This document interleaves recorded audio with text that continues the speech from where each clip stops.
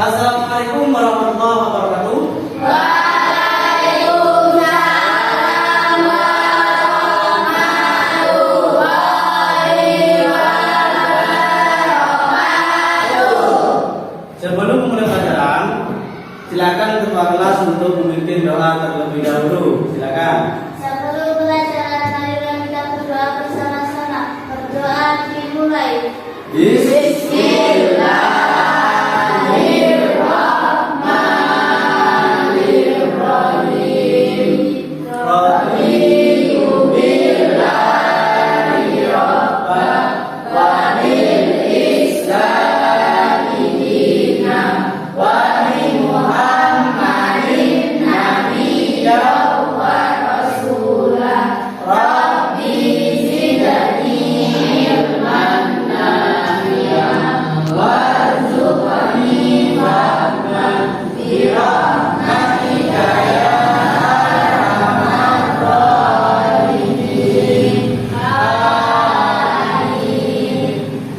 Sebelum kita mulai pelajaran, saya absen terlebih dahulu ya.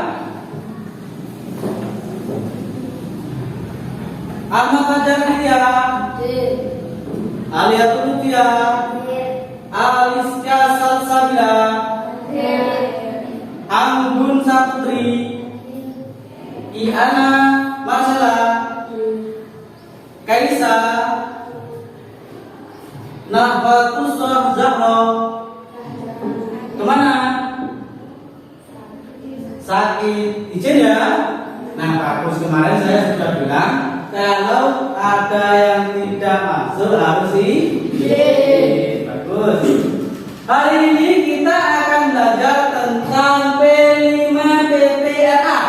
Apa itu P5PPRA? Proyek penguatan pelajar Pancasila dan profil pelajar rahmatan lil alamin. Proyek pendidikan yang bertujuan untuk memperkuat pemahaman dan pengamalan nilai-nilai Pancasila dan rahmatan lil alamin, konsep kebaikan dan keadilan dalam Islam di kalangan pelajar. Itulah yang akan kita pelajari pada kesempatan, yaitu tentang jejak karbon. Jejak karbon. Jejak karbon adalah jumlah karbon atau gas emisi yang dihasilkan dari berbagai kegiatan atau aktivitas manusia pada kurun waktu tertentu. Jejak karbon yang kita hasilkan akan memberikan dampak negatif bagi kehidupan manusia.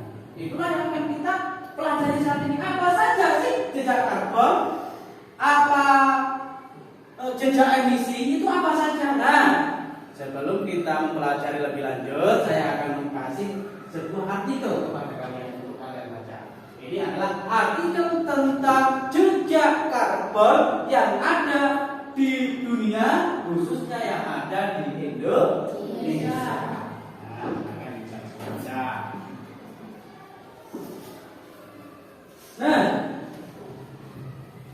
Nah, kan buku dibaca, dianalisis jejak karbon yang ada di dunia dan ada di Indonesia. Ya, setelah kalian membaca jejak karbon itu, jejak karbon, maka kita hari ini akan melihat jejak karbon yang ada di Indonesia. Coba perhatikan video ini dan analisis video terkait dengan jejak karbon ini. Nah. Apa itu jejak karbon? Jejak karbon atau carbon footprint adalah akumulasi jumlah gas-gas emisi yang dihasilkan dari berbagai kegiatan manusia. Semakin tinggi aktivitas yang kita lakukan, maka akan semakin tinggi juga jejak karbon yang kita tinggalkan. Beberapa aktivitas rumah tangga yang termasuk jejak karbon diantaranya yang pertama, konsumsi makanan. Dengan mengkonsumsi makanan yang proses produksinya panjang seperti produk susu dan daging, ternyata menyumbang emisi yang sangat tinggi loh. Oleh karena itu, yuk kita kurangi konsumsi daging dan produk susu dengan memilih konsumsi makanan lokal dan mengurangi konsumsi pangan impor. 2. Transportasi yang kita gunakan. Jenis kendaraan yang kita gunakan untuk menunjang aktivitas kita ternyata berkontribusi dalam menyumbang jejak karbon. Semakin sering kita menggunakan kendaraan pribadi untuk bepergian, maka semakin tinggi juga jejak karbon yang kita tinggalkan. Oleh karena itu, yuk kita gunakan angkutan umum untuk tujuan yang cukup jauh dan gunakan sepeda untuk tujuan yang cukup dekat. Dan yang ketiga, bagaimana kita menggunakan energi listrik. Umumnya, alat-alat teknologi yang ada di rumah kita masih menggunakan energi listrik berbahan bakar fosil. Tentunya, hal demikian menjadi penyebab jejak karbon terus meningkat.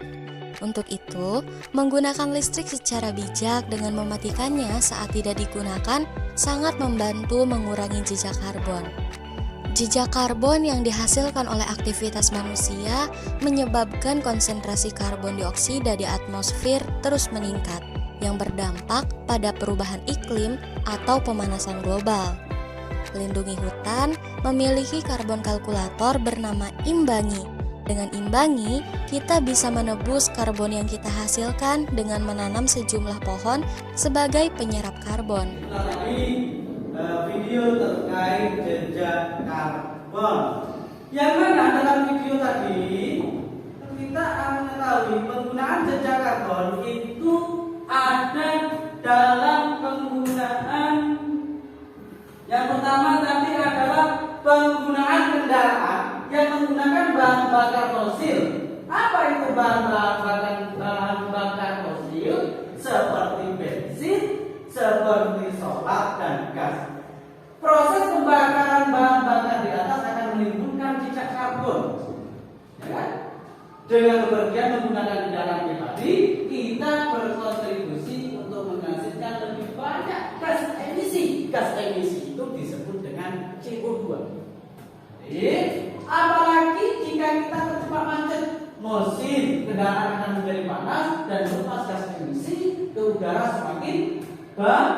Penggunaan energi listrik dan air. Penggunaan energi listrik untuk keperluan sehari-hari, misalnya TV, ya kan? AC, lampu, kulkas, mesin cuci dan sebagainya.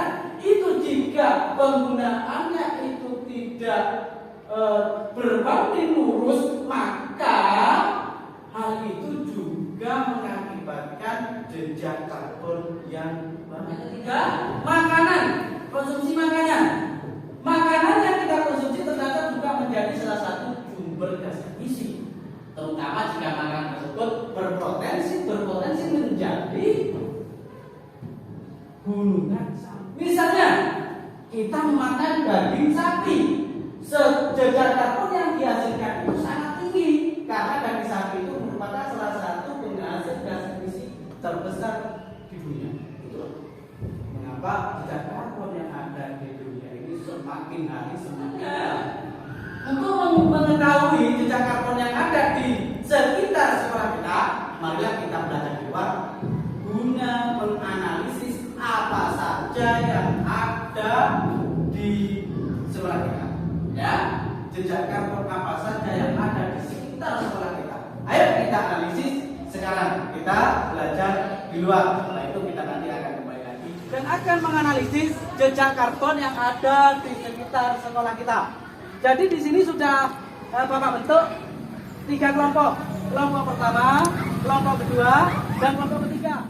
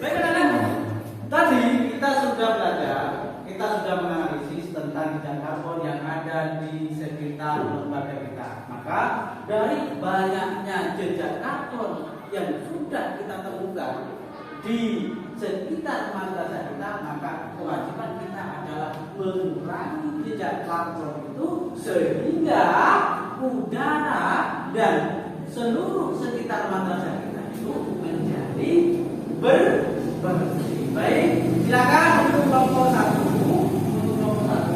menyimpulkan hasil dari aktivitas saat kita menganalisis jejak karbon yang ada di luar. Silakan. Jejak karbon itu apa sih? Kan ada penyebabnya. Jejak karbon adalah jumlah total gas rumah kaca, termasuk karbon dioksida dan metana yang dihasilkan oleh berbagai kegiatan produksi dan kegiatan sehari-hari setiap orang. Contohnya adalah saat kita berkendara menggunakan listrik untuk keperluan sehari-hari, hingga berasal dari makanan yang kita konsumsi. Kita coba bahas satu-satu ya. 1. Penggunaan transportasi. Itulah perhitungan untuk kelompok satu.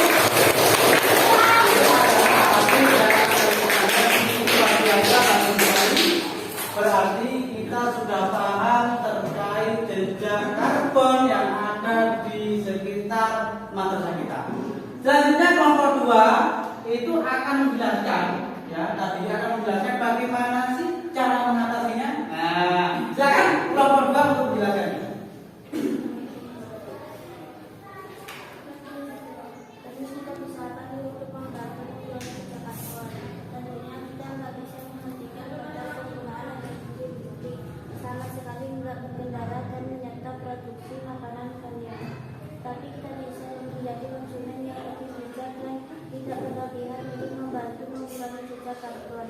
Misalnya, negara dengan melakukan hal-hal ini untuk perjalanan yang hemat.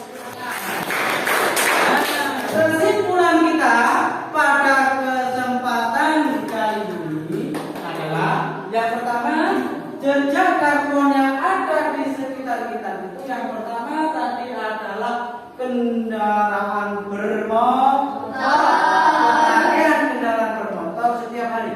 Yang kedua adalah pemakaian listrik setiap hari. Dan yang ketiga adalah penggunaan bahan makanan yang tidak sering.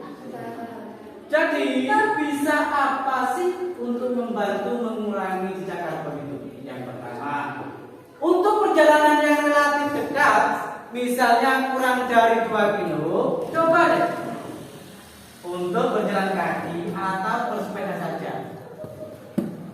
Selain lebih ramah lingkungan, kita juga bisa berolahraga. Itu loh cara untuk mengurangi jejak karbon. Yang kedua apa? Utamakan menggunakan transportasi umum, bukan transportasi pribadi. Gunakan listrik dengan bijak dan matikan saat tidak digunakan. Jadi jangan perlu digunakan terus, tapi matikanlah listrik jika tidak digunakan. Yang ketiga apa? Selanjutnya apa? Mengurangi konsumsi makanan dengan jejak karbon yang tinggi. Itulah pertemuan aktivitas 1 kita. Untuk aktivitas 2 nanti kita akan membuat poster terkait pencegahan penggunaan karbon di sekitar sekolah. Kita akan tempel poster-poster itu di sekitar sekolah agar warga sekolah dan anak-anak itu bisa paham terkait jejak karbon. Baik, ada pertanyaan anak-anak? Ya. Sudah paham ya terkait jejak karbon? Nah, kita bertemu lagi di aktivitas kedua. Silakan sekarang dimasukkan bukunya.